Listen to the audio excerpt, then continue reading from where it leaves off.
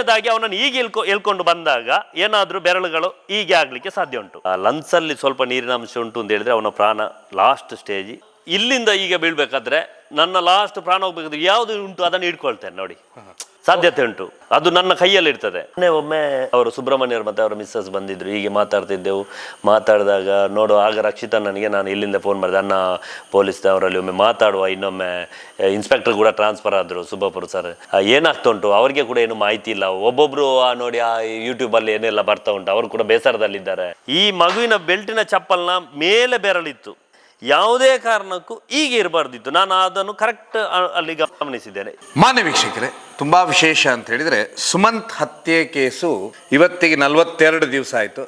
ನನ್ನೊಂದಿಗೆ ವಿಶೇಷವಾಗಿ ಬಿ ಹರೀಶ್ ಕುಮಾರ್ ಅವರು ಇದ್ದಾರೆ. ಇವ್ರು ಯಾರು ಅಂತ ಹೇಳಿದ್ರೆ, ಏನು ಸುಮಂತ್ ಬೆಳಗ್ಗೆ ಆ ದೇವಸ್ಥಾನಕ್ಕೆ ಹೋಗ್ತಾ ಇದ್ದ, ನಾಳ ದೇವಸ್ಥಾನ ಏನಿದೆ ಅದರ ಅಧ್ಯಕ್ಷರು. ಇದೆಲ್ಲದಕ್ಕಿಂತ ವಿಶೇಷವಾಗಿ ಸುಮಂತೇನು ಯಾವ ಹಾದಿಯಿಂದ ಹೋಗ್ತಾ ಇದ್ದ ಅದೇ ರಸ್ತೆಯಲ್ಲಿ ಇವರು ಬಿಲ್ಡಿಂಗ್ ಇರುವಂತಹದ್ದು. ಇದೆಲ್ಲದಕ್ಕಿಂತ ಹೆಚ್ಚಾಗಿ ಸುಮಾರು ಜನರ ಪ್ರಶ್ನೆಗಳಿದ್ದು, CCTVಯಲ್ಲಿ ಏನೇನಿತ್ತು ಏನಿಲ್ಲ, ಎಷ್ಟು CCTV ಇದೆ ಅನ್ನುವಂಥದ್ದು. ಇಲ್ಲ, ಇಲ್ಲಿ ಯಾರಿಗೂ ಅವ ಬರ್ತಾನೆ, ರೆಗ್ಯುಲರ್ ಬರ್ತಾನೆ, 3 ದಿವಸ ಆಗಿದೆ, ಇವತ್ತು ಪಕ್ಕ ಬಂದೇ ಬರ್ತಾನೆ ಅಂತ ಪರಿಸ್ಥಿತಿ ಯಾರಿಗೂ. ಸೊ ಇಲ್ಲಿ ಕೊನೆಯದಾಗಿ ಬರುವ ಪ್ರಶ್ನೆ ಅಂದ್ರೆ, PM ರಿಪೋರ್ಟ್ ಬಂದ ನಂತರ ಅವನ ಸಾವು ಎಷ್ಟೊತ್ತಿಗೆ ನಡೆದಿತ್ತಂತ ಎಕ್ಸಾಕ್ಟ್ ಟೈಮ್ ಗೊತ್ತಾಗಬೇಕು ಅಂತ ಹೇಳೋದು ಸರ್. ನನ್ನ ಈಗ ಆತ್ಮೀಯರು, ನಂಗೆ ಸುಬ್ಬಪುರ ಸರ್ ತುಂಬಾ ಆತ್ಮೀಯರು. ನಾನು ಅವರಿಗೆ ಏನು ನಮ್ಮ ಸೈಡ್ ಇಂದ ಸಪೋರ್ಟ್ ಬೇಕು ಎಲ್ಲ ಮಾಡಿದ್ದೇವೆ. ಅದು ಅವರಿಗೆ ಏನು ಮಾಡಿದ್ದೇವೆ ಅಂತಲ್ಲ, ನಮ್ಮ ಪಂಚಾಯತಿ ಸೈಡ್ ಇರ್ಬೋದು, ನಾನು ದೇವಸ್ಥಾನದ ಅಧ್ಯಕ್ಷ ಆಗಿರ್ಬೋದು, ನನ್ನ ಉದ್ಯಮದಲ್ಲಿ ಏನು ಅವರಿಗೆ ಸಹಕಾರ ಬೇಕು ಅವ್ರು ಹೇಳಿದನ್ನೆಲ್ಲ ಮಾಡಿಕೊಡ್ತಿದ್ದೇವೆ.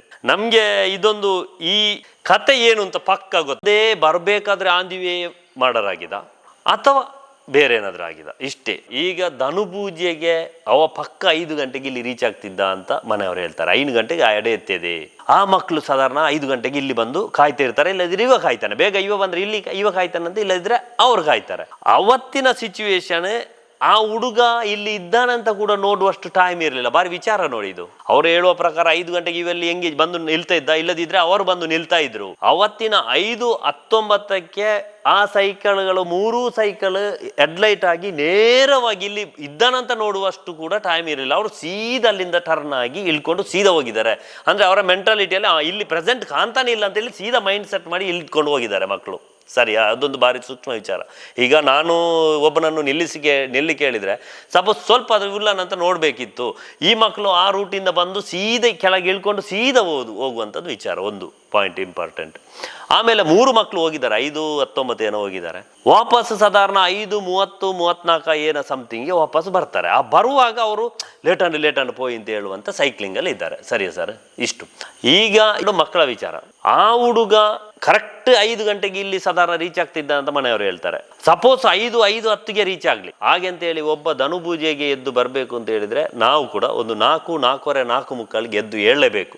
4:45ಗೆ ಎದ್ರೆ ಅವ ಅಲ್ಲಿಂದ ನನ್ನ ಪ್ರಕಾರ 4:45ಗೆ ಎದ್ದು ಅಲ್ಲಿಂದ ವಾಶ್ರೂಮ್ಗೆ ಹೋಗಿ ಬ್ರಷ್ ಮಾಡಿ ಸ್ನಾನ ಮಾಡಿ, ಅಂದರೆ ದೇವಸ್ಥಾನಕ್ಕೆ ಅವರು ಸ್ನಾನ ಮಾಡ್ತಾರೆ ಕಂಪಲ್ಸರಿ. ಆಮೇಲೆ ಡ್ರೆಸ್ ಮುಂಚಿನ ದಿವಸ ತೆಗೆದಿಡ್ಲಿ, ಅದನ್ನು ಬಟ್ಟೆ ಚಂಡಿಯೋ ಎಲ್ಲ ತೆಗೆದು ಡ್ರೆಸ್ ಹಾಕಿಕೊಂಡು ಅವನ ಟಾರ್ಚ್ ಸೈಕಲ್ ಏನೆಲ್ಲ ರೆಡಿ ಮಾಡಿಕೊಂಡು ಎಲ್ಲ ಬರಬೇಕಾದ್ರೆ ಸಾಧಾರಣ ಒಂದು 10 ನಿಮಿಷ ಕನಿಷ್ಠ ತಗೊಳ್ತು. ಆದ್ರಿಂದ ಅವ ಅಲ್ಲಿಂದ ಹೊರಡು ಬಂದಾಗ 5 ಗಂಟೆಗೆ ಮನೆಯಿಂದ ಹೊರಡಲೇಬೇಕು, ಮತ್ತೆ ಲೇಟ್ ಮಾಡ್ಲಿಕ್ಕಿಲ್ಲ. 5ರಿಂದ ಹೊರಟ್ರೆ ಏನಾದ್ರು ಈ ಸನ್ನಿವೇಶಗಳಾಗಿದ್ರೆ 5, 4:45, 5 ನಂತರ ಆಗಿದ್ರೆ ಆನ್ ದಿ ವೇ. ವಿಚಾರ ಗೊತ್ತಾಯ್ತಾ? ಅಂದ್ರೆ ಅವನು ಮನೆಯಿಂದ ಹೊರಟು ಬಂದಿದ್ದಾನೆ ಈಚೆ, 5 ಗಂಟೆಗೇನೆ ಹೊರಡ್ಲಿ ಬೇಕಾದ್ರೆ ಮನೆಯಿಂದ. 5:05 ಅಥವಾ 5:15, 5:20ಗೆ ಈ ಪರಿಸ್ಥಿತಿ ಆಗಿರ್ಬೋದು. ಮಕ್ಳು ಇಲ್ಲಿಂದ 5:19ಗೆ ಹೋದದ್ದು, 5:19ಗೆ ಹೋಗಿ 5:15 ಅಲ್ಲಿ ನಿಂತಾಗ ಕೂಡ ಆ ಪರಿಸ್ಥಿತಿ ಏನಾದ್ರು ಅಲ್ಲಿ ಆಗ್ತಾ ಇದ್ರು ಕೂಡ 5ರಿಂದ 5:15 ಅರ್ಧ ಗಂಟೆಯಲ್ಲಿ ಮಾತ್ರ ಆಗ್ಬೇಕಿತ್ತು ಆ ಕತೆ. ಆಮೇಲೆ ಅವ್ರು ಹೋದ್ರು ಕಾದ್ರು ಸೀದಾ ಬಂದ್ರಲ್ವಾ. ಹಾಗಾದ್ರೆ 5 ಗಂಟೆಯ ಮುಂಚಿತವಾಗಿ ಏನಾದ್ರೂ ಆಗಿದ್ರು ಅದು 100% ಮರಣೋತ್ತರ ಪರೀಕ್ಷೆಯಲ್ಲಿ. ಯಾಕೆ ಮರಣೋತ್ತರ ಪರೀಕ್ಷೆಯಲ್ಲಿ ಅಂತ ಹೇಳಿದ್ರೆ, ಸಮಯ ಎಷ್ಟು ಹೊತ್ತಾಗಿತ್ತು ಅವನು ಪ್ರಾಣ ಬಿಟ್ಟು ಅಂತ, ಶ್ವಾಸಕೋಶ ಅನ್ನನಾಳ ಸ್ವಲ್ಪ ಅಲ್ಲಿ ಯಾವಾಗ ಸ್ಟಾಪ್ ಆಗುತ್ತೆ ಜೀವ ಸರಿ ಅನ್ನುವಂಥದ್ದು ಗೊತ್ತಾಗುತ್ತೆ. ಇಲ್ಲಿ ಈ ಕನ್ಫ್ಯೂಷನ್ ದೂರ ಆಗುತ್ತಂತೀರಾ?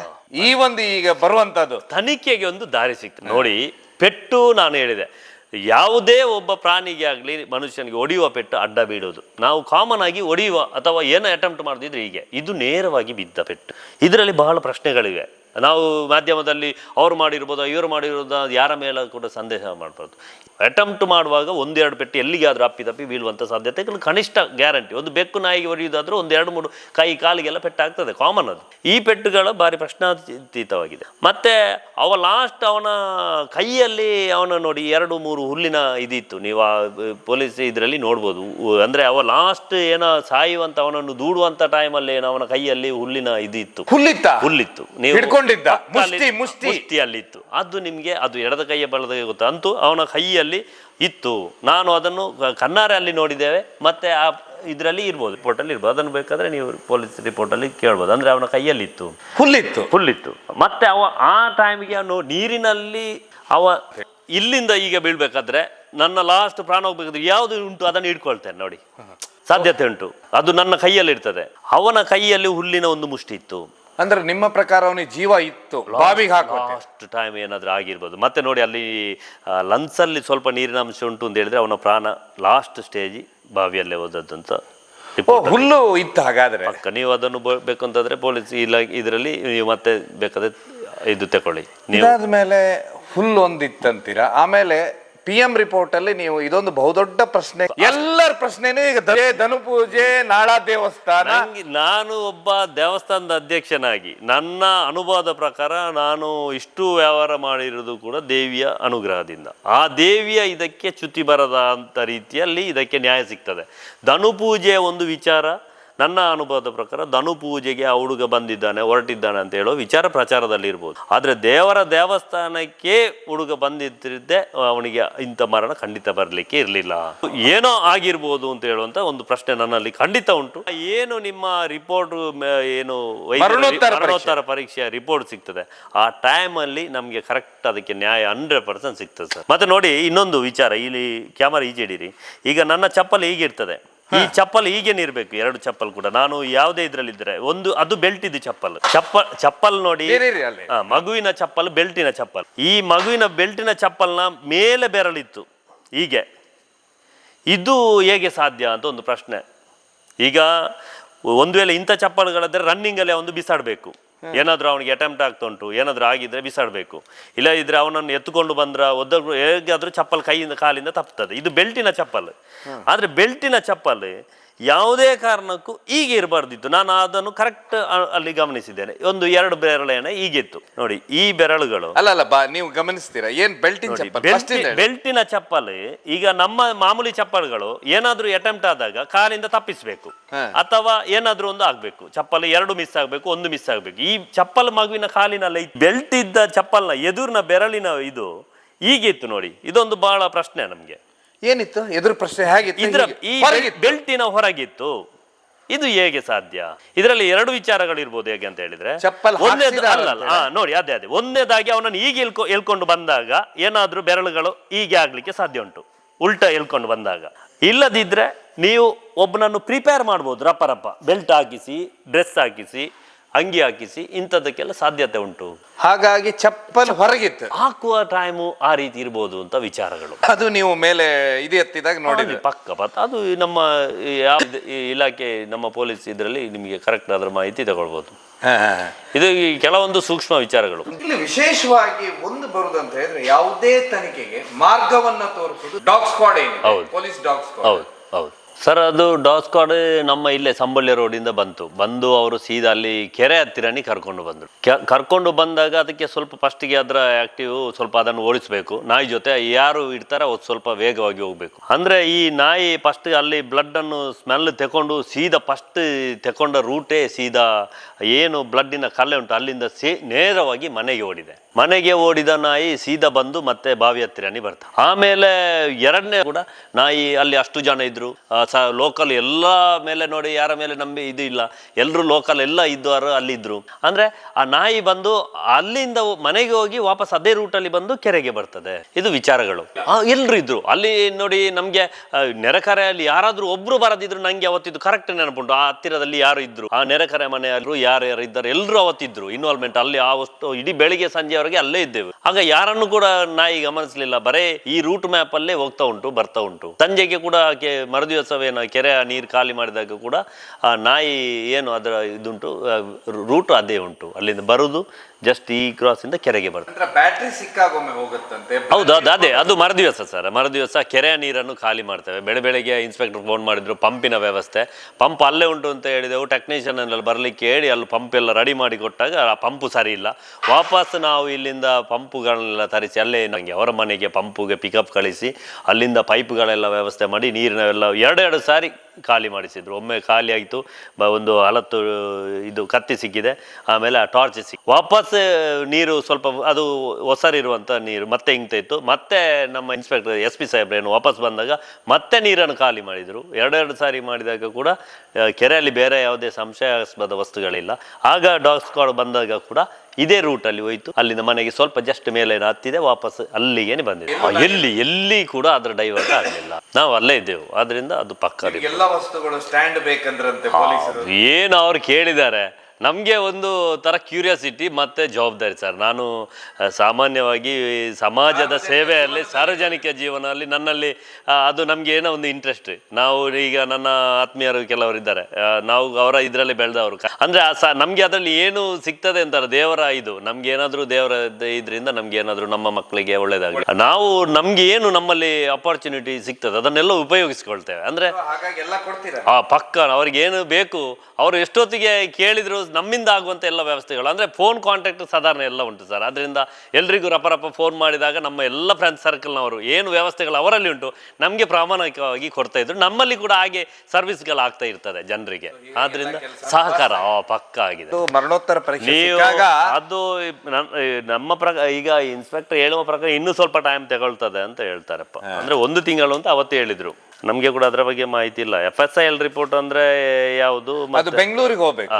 ಏನಾಗುತ್ತೆ ಅಂತ ಹೇಳಿದ್ರೆ ಮರಣೋತ್ತರ ಪರೀಕ್ಷೆ ಏನಾಗುತ್ತೆ ಅಂದ್ರೆ ಇವರು ಬಾಡಿನ ಪರೀಕ್ಷೆ ಮಾಡ್ತಾರೆ, ಅದ್ರ ಅಂಗಾಂಗವನ್ನ ತೆಗ್ದಿರ್ತಾರೆ. ಸರಿ, ಇಲ್ಲಿಂತ್ರ ಎದೆ ಹೃದಯದೆಲ್ಲ ಸರಿ, ಅದು ಬೆಂಗಳೂರು FSL ಕಳಿಸ್ತಾರೆ. ಸರಿ, ಅಲ್ಲಿ 2 ತಿಂಗಳಾಗುತ್ತೆ. ಯಾಕಂದ್ರೆ ಇಡೀ ಕರ್ನಾಟಕದ ಈ ರೀತಿ 1000 ಕೇಸ್ ಅಲ್ಲಿ ಬಿದ್ದಿರುತ್ತೆ, ಹಾಗಿರುತ್ತದೆ. ಹೀಗಾಗಿ FSL ರಿಪೋರ್ಟ್ ಸುಮಂತನ ಕೇಸಿನಲ್ಲಿ ನಿರ್ಣಾಯಕ ಆಗಿರ್ತದೆ, ನಿರ್ಣಾಯಕವಾಗಿದೆ ಅಂತ ಹೇಳಿ ಈಗಾಗ್ಲೇನೆ ಎಲ್ಲರದು ಸುದ್ದಿ ಇದೆ. ಆಮೇಲೆ ಇದೆಲ್ಲಕ್ಕಿಂತ ಹೆಚ್ಚಾಗಿ ಈ ತನಿಖೆ COD ಹೋಗುತ್ತೆ ಅಂತಾರೆ, ನೀವೇನಂತೀರಿ? ತನಿಖೆ ಯಾವ ಹಂತಕ್ಕೆ ಹೋದ್ರು ಖುಷಿ ನಮ್ಗೆ. ಈ ತನಿಖೆ ಸಕ್ಸಸ್ ಆಗದಿದ್ರೆ ನಮ್ಗೆ ಬಹಳ ಒಂದು ಬೇಸರ ಅಂತ ಹೇಳಿದ್ರೆ, ಏನು ಒಂದು ಇಷ್ಟು ಚಿಕ್ಕ ಒಂದು ಪರಿಸರ ಸರ್, ಇಲ್ಲಿ ಇರುವುದೊಂದು 10-20 ಮನೆ. ದೊಡ್ಡ ಸಿಟಿಗಳಲ್ಲೆಲ್ಲ ಹೇಗೆ ನ್ಯಾಯ ಹುಡುಕ್ಬೋದು ಅಂತ ಪ್ರಶ್ನೆ. ಇದು ಸಾಮಾನ್ಯ ನಮ್ಮ ಜನರ ಪ್ರಶ್ನೆ. ನಾನೊಬ್ಬ ಸಾಮಾನ್ಯ ಗ್ರಾಮ ಪಂಚಾಯತ್ ಸದಸ್ಯನಾಗಿ ಕೇಳೋದು, ಇಷ್ಟು ಚಿಕ್ಕ ಏರಿಯಾ, ಇಷ್ಟು ಚಿಕ್ಕ ಒಂದು 10-20 ಮನೆಗಳ ಪರಿಸರದಲ್ಲಿ ಒಬ್ಬ ಸಾಮಾನ್ಯ ಒಂದು ಹುಡುಗ, ಏನೋ ದೊಡ್ಡ ಉದ್ಯಮಿ, ಏನೋ ದೊಡ್ಡ ರಾಜಕೀಯ ವ್ಯಕ್ತಿ ಆದ್ರೆ ಅದು ಬೇರೆ ರೀತಿಯಲ್ಲಿ ಹೋಗ್ತದೆ. ಈ ಸಾಮಾನ್ಯ ಒಂದು ಶಾಲೆ, ಸರ್ಕಾರಿ ಶಾಲೆ ಹುಡುಗ, ವಿದ್ಯಾರ್ಥಿ, ಅದು ಬೆಳಗ್ಗೆ 5 ಗಂಟೆಗೆ, ಅದು ಕೂಡ ಬೆಳಿಗ್ಗೆ ದೇವಸ್ಥಾನಕ್ಕೆ ಬರುವವ, ಅದು ಕೂಡ ಅಗರ್ಭ ಶ್ರೀಮಂತರ ಮನೆಯವರಲ್ಲ, ಕಾಸರಗೋಡಿಂದ ಬಂದವರು. ಅಲ್ಲಿ ಕೂಡ ಬೇರೆ ತನಿಖೆಗಳಾಗಿದೆ. ಅಲ್ಲಿ ಅವರಿಂದ ಯಾರು ನಿಷ್ಠುರ ಮಾಡಿಕೊಂಡು ಗಲಾಟೆ ಮಾಡಿಕೊಂಡು ಏನಾದರೂ ನ್ಯಾಯ ಇಟ್ಕೊಂಡು ಬರಲಿಲ್ಲ. ಸಾಮಾನ್ಯವಾಗಿದ್ದಂಥ ಫ್ಯಾಮಿಲಿಗೆ ಇಂಥ ಒಂದು ಅನ್ಯಾಯ ಆಗಿ ಸಾಧಾರಣ ಇವತ್ತು 14 ತಾರೀಕು ಅಂದ್ರೆ ಪ್ಲಸ್ ಈಗ 40 ದಿವಸ ಆಗ್ತಾ ಬಂತು, ಇನ್ನೂ ನ್ಯಾಯ ಸಿಗ್ಲಿಲ್ಲ ಅಂತ ಹೇಳಿದ್ರೆ ನಮ್ಗೆ ಇದು ಪ್ರಶ್ನೆ. ಇದು ಯಾವ SIT ಆಗಿರ್ಬೋದು, ನಿಮ್ಮ ಯಾವ ತನಿಖೆಗಳು ಹೋದ್ರು ನಮ್ಗೆ ಸ್ವಾಗತ. ಅದು ಆಗಿ ನಮ್ಗೆ ನ್ಯಾಯ ಸಿಕ್ಕಿದ್ರೆ ನಮ್ಗೆ ಒಂದು ಸಮಾಧಾನ, ನಾವು ಕೂಡ ಇಂಟ್ರೆಸ್ಟೆಡ್. ನಮ್ಗೆ ಒಂದು ಅದು ಹಬ್ಬ ಅಂತ ಒಂದು ಎಷ್ಟು ಜನ ಕೇಳ್ತಾರೆ. ದೇವಸ್ಥಾನಕ್ಕೆ ಹೋದ ದೇವಸ್ಥಾನದಲ್ಲಿ, ಶಾಲೆಯ ವಿಚಾರದಾಗ ಶಾಲೆಯಲ್ಲಿ, ಪಂಚಾಯತಿ ವಿಚಾರ ಪಂಚಾಯತಿಯಲ್ಲಿ, ನಾವು ಕೂಡ ಬೇರೆ ವ್ಯವಸ್ಥೆಯಲ್ಲಿ ಇರೋದ್ರಿಂದ ನಮ್ಗೆ ಎಲ್ಲಿ ಹೋದ್ರು ನೀ ಗೇರ್ಕಟ್ಟೆ. ಮೊನ್ನೆ ಒಂದು ಒಳ್ಳೆಯ ವ್ಯಕ್ತಿ ಅವರು, ನಿಮ್ಮ ಗೇರ್ಕಟ್ಟೆ ಅದೆಂತಾಯ್ತು, ನಮ್ಮ ಡಾಕ್ಟರ್ ಆರ್ಟ್ ಸ್ಪೆಷಲಿಸ್ಟ್ ಮೊನ್ನೆ ಬಂದಿದ್ರು ದೇವಸ್ಥಾನಕ್ಕೆ, ನಿಮ್ಮ ಗೇರ್ಕಟ್ಟೆ ಅದು ಈಗ ಎಂತಾಯ್ತು, ಏನಾಗ್ತದೆ. ನಮ್ಗೆ ಅದು ಕೇಳ್ಬೇಕಾದ್ರೆ ಒಂಥರ ಏನೋ ಒಂದು ಆಗಿದೆ ನಮ್ಮ ಊರಲ್ಲಿ. ಅದನ್ನು ಕೇಳುವವರು ಬೇರೆ ರೀತಿಯಲ್ಲಿ ಕೇಳುವಾಗ ಫೀಲ್ ಆಗ್ತದೆ ಸರ್, ಏನಾಗಿದೆ ಆ ಹುಡುಗ. ಇದಾದ್ಮೇಲೆ ಎಲ್ಲ ಗ್ರಾಮನೇ ನಿಮಗೆ ಪರಿಚಯ. ಗ್ರಾಮದಿಂದ ಏನು ವರದಿದೆ? ಗ್ರಾಮದಿಂದ ಒಂದನೇದಾಗಿ ಹೇಳೋದು ಪೊಲೀಸ್ ಕೆಲ ಮೇಳ ಹೇಳ್ತಾರೆ. ಆದ್ರೆ ನಾವು ಸ್ಪಷ್ಟೀಕರಣ ಪ್ರಾಮಾಣಿಕವಾಗಿ ಕೊಡ್ತಾರೆ. ಯಾರೇ ಪೊಲೀಸ್ ಇಲಾಖೆಯ ಬಗ್ಗೆ ಆಗಲಿ, ಸರ್ಕಾರದ ಏನೆಲ್ಲ ಇಲಾಖೆಗಳ ಬಗ್ಗೆ ನಾವು ತಪ್ಪು ಅಭಿಪ್ರಾಯ ಇಟ್ಕೊಳ್ಳೋದು ಬೇಡ. ಅವರ ಕೆಲಸಗಳನ್ನು ಮಾಡ್ತಾ ಇದ್ದಾರೆ ಪ್ರಾಮಾಣಿಕವಾಗಿ. ಮತ್ತೆ ಮಫ್ತಿಯಲ್ಲಿ ಪೊಲೀಸರು ಕೆಲಸ ಮಾಡ್ತಾ ಇದ್ದಾರೆ ನಮ್ಮ ಗೊತ್ತಲ್ಲಿ ಅಷ್ಟೇ. ಇದ್ರೆ ನಮ್ಗೆ ಒಂದು ಸಾಧಾರಣ ಇಲ್ಲಿ ಪರಿಚಯದ ಪೊಲೀಸ್ಗಳೇ ಅಂದ್ರೆ ಅವರು ಒಂದಷ್ಟು ಜನ ಒದ್ದಾಡ್ತಾ ಬರ್ತಾ ಇರ್ತಾರೆ ಡೈಲಿ. ಬರೇ ಒಂದು ಸುಮ್ಮನೆ ಯಾವುದೇ ವಿಚಾರಕ್ಕೆ ಬರ್ಲಿಕ್ಕೆ ಸಾಧ್ಯವೇ ಇಲ್ಲ. ಕೆಲವರು ಹೇಳ್ಬೋದು ಪೊಕ್ಕಡೆ ಬರ್ಪೇರು, ಅಲ್ಲೂ ಕುಲ್ಲು ಬೇರೆ, ಓಪೇರು ಅಲ್ಲೂ ಕುಲ್ಲು, ಹಾಗೆಲ್ಲ. ಅವರಿಗೆ ಕೂಡ ಒಂದು ಮಾಹಿತಿ ಕಲೆಕ್ಟ್ ಮಾಡಬೇಕು. ಅವ್ರಿಗೆ ನೋಡಿ ಆ ರೂಟ್ ಸಿಗ್ತಾ ಇಲ್ಲ ಅಂತ ಒಂದೇದಾದಿ ಅದೇ ಹೇಳಿದಲ್ಲ. ಒಂದು ಹುಡುಗ, ಒಂದೇದಾಗಿ ಸರ್ಕಾರಿ ಶಾಲೆ ಹುಡುಗ, ಒಬ್ಬ ಸಾಮಾನ್ಯ ಪ್ರಜೆಯ ಹುಡುಗ, ಏನೋ ಒಬ್ಬ ಬೇರೆ ಬ್ಯಾಕ್ ಗ್ರೌಂಡ್ ಇದ್ರೆ ಅವನ ರೂಟಲ್ಲಿ ಹುಡುಕ್ಬೋದು. ಅಂದ್ರೆ ಯಾಕಂದ್ರೆ ಅವನಿಗೆ ಬೇರೆ ದುಶ್ಮನ ಇರ್ತಾರೆ, ವಿರೋಧಿಗಳಿರ್ತಾರೆ. 8-9 ಅಲ್ಲದೆ PUC ಅಥವಾ ಸ್ವಲ್ಪ ಪ್ರೌಢ ವ್ಯವಸ್ಥೆ ಜಾಸ್ತಿ ಅಲ್ಲಿದ್ರೆ ಏನು ಅವನ ಅನೈತಿಕ ವ್ಯವಹಾರಗಳು ಇರ್ಬೋದಾ, ಅವನ ಏನಾದ್ರು ಮಕ್ಕಳದ್ದು ಇರ್ತದೆ, ಆ ರೀತಿ ಎಲ್ಲ ಟ್ರ್ಯಾಕ್ ಮಾಡ್ಲಿಕ್ಕೆ ಆಗ್ತದೆ. ಇದರಲ್ಲಿ ಅವಕಾಶವೇ ಸಿಗ್ತಾ ಇಲ್ಲ. ಈ ಕೇಸಲ್ಲಿ ಏನೂ ಇಲ್ಲ. ಒಂದು ಅಡಿಕೆ ಕದ್ದು ಹೋಗ್ಲಿಲ್ಲ ಸರ್. ಇಲ್ಲಿ ಒಂದು ಗೊನೆಯನ್ನ ತೆಗ್ದಿದ್ರು, ಅದು ಮುಂಚಿನ ದಿವಸ ಗಂಗೆಯನ್ನ ಅಡಿಕೆಗೆ ಯಾವುದು ಗಿಡ ಮಾಡ್ಲಿಕ್ಕೆ ಅಂತ ತೆಗ್ದದ್ದು ಅಂತ ಅವರವರಲ್ಲಿ ಎಲ್ಲ ಒಟ್ಟು ವಿಚಾರ ಆಗಿದೆ. ಅದರಿಂದ ಅದು ಕೂಡ ಕನ್ಫ್ಯೂಷನ್ ಇಲ್ಲ ಅಲ್ಲಿ. ಈಗ ಎಷ್ಟು ಅಡಿಕೆ ತೋಟದಲ್ಲಿ ಒಂದು ಅಡಿಕೆ ಕದ್ದು ಹೋಗಿದ್ರು ಪ್ರಚಾರ ಆಗ್ಬೇಕು, ಒಂದು ಮನೆಗೆ ಕದಿಲಿಕ್ಕೆ ಏನಾದ್ರು ಅಟೆಂಪ್ಟ್ ಮಾಡಿದ್ದಾದ್ರೂ ಗೊತ್ತಾಗ್ಬೇಕು. ಏನು ಅಟೆಂಪ್ಟ್ ಆಗದೆ ಒಬ್ಬ ಅವನನ್ನು ಕೊರ್ಲಿಕ್ಕೆ ಸಾಧ್ಯ ಇಲ್ಲ, ಸಾಧ್ಯವೇ ಇಲ್ಲ. ಇಲ್ಲಿ ನನ್ನ ಗೊತ್ತಲ್ಲಿ ನಾನು ಅನೈತಿಕ ಸಂಬಂಧಕ್ಕೆ ಅಷ್ಟೇ ಹೇಳುದು, ಅಲ್ಲಿ ಏನಾದ್ರೂ ಆಗ್ತಿದ್ರು ಅವನು ಎದ್ದು ಬರುವ ಮುಂಚೆ ಈ ಹುಡುಗ ಎಸ್ಕೇಪ್ ಆಗ್ತಿದ್ದ. ಇದಾದ ಮೇಲೆ ಇತ್ತೀಚೆಗೆ ನೀವು ಗೃಹ ಮಂತ್ರಿಗಳನ್ನ ಭೇಟಿಯಾಗಿದ್ರ, ಏನ್ ಸರ್ ವಿಶೇಷ? ಗೃಹ ಮಂತ್ರಿಗಳನ್ನ ಹೇಗೆ ಭೇಟಿ? ನೋಡಿ, ಅದು ನಾನು ಹೇಳಿದೆ ನೋಡಿ, ನಾನು ಮೊನ್ನೆ ಒಮ್ಮೆ ಅವರು ಸುಬ್ರಹ್ಮಣ್ಯರು ಮತ್ತೆ ಅವರ ಮಿಸ್ಸಸ್ ಬಂದಿದ್ರು, ಹೀಗೆ ಮಾತಾಡ್ತಿದ್ದೆವು. ಮಾತಾಡಿದಾಗ ಆಗ ರಕ್ಷಿತಾ ನನಗೆ, ನಾನು ಇಲ್ಲಿಂದ ಫೋನ್ ಮಾಡಿದೆ, ಅಣ್ಣ ಪೊಲೀಸ್ನವರಲ್ಲಿ ಒಮ್ಮೆ ಮಾತಾಡುವ, ಇನ್ನೊಮ್ಮೆ ಇನ್ಸ್ಪೆಕ್ಟರ್ ಕೂಡ ಟ್ರಾನ್ಸ್ಫರ್ ಆದರು ಸುಬ್ಬಾಪುರ ಸರ್, ಏನಾಗ್ತಾ ಉಂಟು ಅವರಿಗೆ ಕೂಡ ಏನು ಮಾಹಿತಿ ಇಲ್ಲ. ಒಬ್ಬೊಬ್ರು ನೋಡಿ ಆ ಯೂಟ್ಯೂಬಲ್ಲಿ ಏನೆಲ್ಲ ಬರ್ತಾ ಉಂಟು, ಅವರು ಕೂಡ ಬೇಸರದಲ್ಲಿದ್ದಾರೆ. 1 ತಿಂಗಳಾಯಿತು ಅಂತ ಫೋನ್ ಮಾಡಿದಾಗ ನನ್ನನ್ನೇ ಹೇಳಿದರು, ಈರೋರೆ ನೀವು ಒಮ್ಮೆ SP-ಗೆ ಒಮ್ಮೆ ಕರ್ಕೊಂಡು ಹೋಗಿ ಅವರನ್ನು ಅಂತ. ಹೇಳಿ 1-2 ದಿವಸದಲ್ಲಿ ರಕ್ಷಿತಾನ ಫೋನ್ ಮಾಡಿದ್ರು, ನಮ್ಮ ಪರಮೇಶ್ವರ್ ಬರ್ತಾ ಇದ್ದಾರೆ ನಮ್ಮ ಅವರನ್ನು ಕರ್ಕೊಂಡು ಬರ್ಬೋದು ಅಂತ. ಆಗ ನಾನು ಅವರಿಗೆ ಫೋನ್ ಮಾಡಿ ನನ್ನ ಮಾಸ್ಟರ್ ಒಬ್ರು ಇದ್ದಾರೆ ಕೃಷ್ಣ ಪ್ರಸಾದ್, ಅವ್ರಿಗೆ ಹೇಳಿದೆ, ಸರ್ ಅವರಲ್ಲಿ ಒಂದು ಮಾತಾಡಿ ನೋಡಿ, ಬರುದಿದ್ರೆ ಅವರಿಬ್ರು ಬರಲಿ ಮಿನಿಸ್ಟ್ರಿಗೆ ಮಾತಾಡಿಸು, ಅಂದ್ರೆ ಅಪಾಯಿಂಟ್ಮೆಂಟ್ ಎಲ್ಲ ಗಡಿಬಿಡಿಲ್ಲ, ನಮ್ಮ ರಕ್ಷಿತಣ್ಣ ಇರೋದ್ರಿಂದ ನೇರವಾಗಿ ಅವಕಾಶ ಉಂಟು ಅಂತ ಹೇಳಿ ಬೆಳಗ್ಗೆ ನಾನು ಅದರಲ್ಲಿ ಕೂಡ ಬೆಳಗ್ಗೆ ನಮ್ಮ ತೆಕ್ಕಾರ್ನ ಒಬ್ಬ ಹುಡುಗ ಮೊನ್ನೆ ಅಯ್ಯಪ್ಪ ಶಬರಿಮಲೆಯಲ್ಲಿ ಒಬ್ಬ ಡೆತ್ ಆದ, ಅವನ ಬೆಳಿಗ್ಗೆ ಪಾರ್ಥಿವ ಶರೀರ ಬೇಗ ಬಂದಿತ್ತು. ಅಲ್ಲಿ ಹೋಗಿ ಮತ್ತೆ ಇಲ್ಲಿ ಬಂದು 10 ಗಂಟೆಗೆ ಅವರು 9 ಗಂಟೆ ಏರ್ಪೋರ್ಟಲ್ಲಿ ಬರ್ತಾರೆ, 10 ಗಂಟೆಗೆ ಸರ್ಕಿಟ್ ಹೌಸಲ್ಲಿ ರೆಡಿ ಇರ್ತಾರೆ ಅಂತ ಹೇಳಿದ್ದಾರೆ. ಆದರೆ ನಾವು ಹೋಗ್ಬೇಕಾದ್ರೆ 10:30 ಆಗಿದೆ. ಮತ್ತೆ ಅಲ್ಲಿ ಗುದ್ದಲಿ ಪೂಜೆ, ಹೊಸ ಬಿಲ್ಡಿಂಗ್ನ ಉದ್ಘಾಟನೆ ಎಲ್ಲ ಇತ್ತು ಪೊಲೀಸ್ ಇಲಾಖೆ. ಮತ್ತೆ ಅವರು 2:15ಗೆ ನಮಗೆ ಕರೆಕ್ಟ್ ಟೈಮ್ ಹೇಳಿದ್ದಾರೆ. ರಕ್ಷಿತನ ನಮ್ಮ ಒಟ್ಟಿಗೆ ಇದ್ರು, ಅವರು ಅಲ್ಲಿಗೆ ಸ್ವಲ್ಪ ಫ್ರೀ ಟೈಮ್ ತಗೊಳ್ಳೋದು ಇದರಲ್ಲಿ ನಾವು 2:15ಗೆ ನೇರವಾಗಿ ಪ್ರಥಮವಾಗಿ ನಮಗೆ ಅವಕಾಶ ಮಾಡಿ ನಮ್ಮ ಗೃಹ ಮಂತ್ರಿ ಆ ಪ್ರಶ್ನೆ ಕೇಳಿದಾಗಲೇ ನಮ್ಮ SP ಸಾಹೇಬ್ರು IG ಸರ್ ನಾವು ಈಗ ಅದನ್ನೇ ಡಿಸ್ಕಸ್ ಮಾಡಿ ಆನ್ ದಿ ವೇ ಬರ್ತಾ ಇದ್ವಿ. ಅಂದ್ರೆ ಅವ್ರಿಗೆ ಗೊತ್ತಿರಲಿಲ್ಲ, ನಾವು ಸುಬ್ರಹ್ಮಣ್ಯರು ನಾವೆಲ್ಲ ಬಂದು ಇವರನ್ನು ಮಿನಿಸ್ಟರ್ನು ಕನ್ಸಲ್ಟ್ ಆಗ್ತೇವೆ ಅಂತ ಅವ್ರಿಗೆ ಗೊತ್ತಿಲ್ಲ. ಅವರೇ ಹೇಳಿದ್ರಾಗ ನಾವು ಈ ವಿಚಾರವಾಗಿ ಈಗ ಮಾತಾಡ್ತಾ ಬರ್ತಿದ್ದೆವು. ಅಂದ್ರೆ SP ಮತ್ತೆ IG ಸರ್ನವರು ಇದನ್ನು ಆಲ್ರೆಡಿ ಯೋಚನೆಯಲ್ಲಿ ಇಟ್ಕೊಂಡಿದ್ದಾರೆ ಸರ್. ಈ ಕೆಲವೊಂದು ಬಿದ್ದೋಗ್ತದೆ ಕೇಸ್, ಆದರೆ ಇವರು ಅದರ ಬಗ್ಗೆ ಗಮನದಲ್ಲಿ ಇದ್ದುಕೊಂಡೇ ಅದನ್ನು ನಾವು ಅದರ ಬಗ್ಗೆ ಮಾತಾಡ್ತಿದ್ದೇವೆ ಅಂತ SP ಅವರಿಗೆ ನೇರವಾಗಿ ಹೇಳಿದರು. ಆದ್ರಿಂದ ಅವರು ಗಮನದಲ್ಲಿ ಉಂಟು, ಕೆಲಸ ಕೂಡ ಮಾಡ್ತಾ ಇದ್ದಾರೆ ಈ ಇಲಾಖೆ. ಕೊನೆಯದಾಗಿ ನೀವೇನು ಹೇಳ್ತೀರಾ, ಇದು ತನಿಖೆ COD ಹೋಗ್ಬೇಕಾ ಅಥವಾ ಹೇಗಂತೀರಾ? ಈಗ ನಮ್ಮ ಯಾವ್ದು ವರದಿ, ಈಗ ಪೊಲೀಸ್ ವರದಿ ತನಿಖೆ ಮಾಡ್ತಿದ್ದಾರೆ. ಹೌದು, ಒಂದು ವೇಳೆ FSL ಮರಣೋತ್ತರ ಪರೀಕ್ಷೆ ಈಗ ಇನ್ನೂ ಗೊತ್ತಿಲ್ಲ ಯಾವಾಗ ಬರ್ತದೆ ಅಂತ. ಅದು ಬಂದಾಗ ನಮ್ಗೆ ಆ ಟೈಮಿಂಗ್ಸ್ ಅಲ್ಲಿ ಪೊಲೀಸ್ನವರಿಗೆ ಸಾಕು, ಈ ನಮ್ಮ ಈಗೇನು ಕೊಟ್ಟಿದ್ದಾರೆ ಈ ಪೊಲೀಸ್ ಇಲಾಖೆಗೆ ಸಾಕು ಅಂತ ಹೇಳಿದ್ರೆ ಅವರು ಅದರ ಪ್ರಕಾರವಾಗಿ ಇನ್ವೆಸ್ಟಿಗೇಷನ್ ಮಾಡುವ ಸಾಧ್ಯತೆಗಳಿದೆ. ಸೊ ಅದ್ರ ಪ್ರಕಾರ ಇನ್ವೆಸ್ಟಿಗೇಷನ್ ಮಾಡಿ, ಒಂದು ವೇಳೆ ಅದರಲ್ಲಿ ಕೂಡ ಕನ್ಫ್ಯೂಷನ್ ಬಂದ್ರೆ ಮತ್ತೆ COD ತನಿಖೆ 100%. ಸೊ ಇದಾದ ಮೇಲೆ ಇಷ್ಟೆಲ್ಲ ಆದ್ಮೇಲೆ ಯಾವುದೇ ಹೊಸ ಮೊಬೈಲ್ ಟ್ರೇಸ್ ಔಟ್ ಆಗಿದ್ದು ನಿಮಗೆ ಗಮನಕ್ಕಿಲ್ಲ? ಇಲಾಖೆಯಲ್ಲಿ ಆಗಿರ್ಬೋದು ಸರ್, ಇಲಾಖೆ ಪೊಲೀಸ್ ಇಲಾಖೆ ನೋಡಿ ಅವರ ಕೆಲಸವನ್ನು ಮಾಡ್ತಾರೆ. ಅಂದ್ರೆ ಅವ್ರು ಟ್ರೇಸ್ ಮಾಡ್ಬೇಕಾದ್ರೆ ಅವರು ಒಂದು ಏನಾದ್ರು ನಮ್ಮಲ್ಲಿ ಒಂದು ಆತ್ಮೀಯತೆ ಇರೋದ್ರಿಂದ ಕೇಳ್ತಾರೆ, ಹರ್ಷನ್ ಈ ನಂಬರ್ ನೋಡಿ ಇದು ಯಾರ್ದು ಇದು ಕೇಳ್ಬೇಕಾದ್ರೆ ಅವ್ರಿಗೆ ಆ ನಂಬರ್ಗೆ ಲಿಂಕ್ ಇರ್ಬೋದು, ಆಧಾರ್ ಕಾರ್ಡ್ ನೋಡಿ ಫೋಟೋ ಕಳಿಸ್ತಾರೆ. ಆಗ ಅವರು ಆ ಕೆಲಸ ಮಾಡ್ತಿದ್ದಾರೆ, ನಮ್ಗೆ ಸಮಾಧಾನ ಆಗ್ತದೆ. ಅಂದ್ರೆ ವರ್ಕ್ ಇನ್ ಪ್ರೋಸೆಸ್ ಸರ್, ಖಂಡಿತ ನ್ಯಾಯ ಖಂಡಿತವಾಗ್ಲೂ ಅದು ಒಂದು ದೇವಿಯ ಸಾನ್ನಿಧ್ಯದ ಹೆಸರು ಇರೋದು. ನಾಳ ದೇವಸ್ಥಾನಕ್ಕೆ ಬಂದ ಧನುಪೂಜೆಗೆ ಬಂದ ಹುಡುಗ ಅಂತ ಹೇಳುವ ವಿಚಾರ ಒಂದನೇದಾಗಿ, ನಾನು ನೋಡಿದಂಥ ಅತಿ ಹತ್ತಿರದಿಂದ ನೋಡಿದ ಹುಡುಗ, ನನ್ನ ಈ ಸಂಬೋಲ್ಯ ರೋಡಿನಲ್ಲಿ ಹೋಗುವ ಹುಡುಗ. ಎರಡನೇದಾಗಿ ನಾನೇ SDMC ಅಧ್ಯಕ್ಷನಾಗಿ ಕಳೆದ ಬಾರಿ 8ನೇ ತರಗತಿ ನಮ್ಮ ಶಾಲೆಯಲ್ಲಿ ಓದಿದ ಹುಡುಗ ಈಗ ದೇಶದ ಒಂದು ಆಸ್ತಿ, ಒಬ್ಬ ವಿಜ್ಞಾನಿ ಆಗುವಂಥ ಪರಿಸ್ಥಿತಿ ಇತ್ತು. ನಮ್ಮ ಅದು ಗ್ರಾಮಕ್ಕೆ ಒಂದು ಹೆಮ್ಮೆಯ ವಿಚಾರ. ಅಂತ ಹುಡುಗ ಅನ್ನೋದು ಅಕಾಲಿಕ ಮರಣ. ಒಂದು ಸಾಮಾನ್ಯ ಜನರಿಗೆ ನ್ಯಾಯ ಇಲ್ಲ ಅಂತ ಆಗುದು ಬೇಡ ಸರ್.